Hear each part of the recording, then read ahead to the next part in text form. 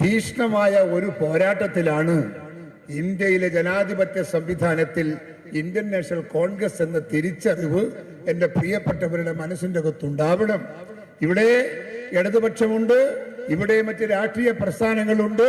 ആ രാഷ്ട്രീയ പ്രസ്ഥാനങ്ങൾക്ക് മധ്യേ ജനാധിപത്യ വിശ്വാസത്തിന്റെ ഉത്തുംഗ ശൃംഖലയിൽ ഈ രാജ്യത്തെ തളച്ചിട്ട ഒരു രാഷ്ട്രീയ പ്രസ്ഥാനമാണ് ഇന്ത്യൻ നാഷണൽ കോൺഗ്രസ്.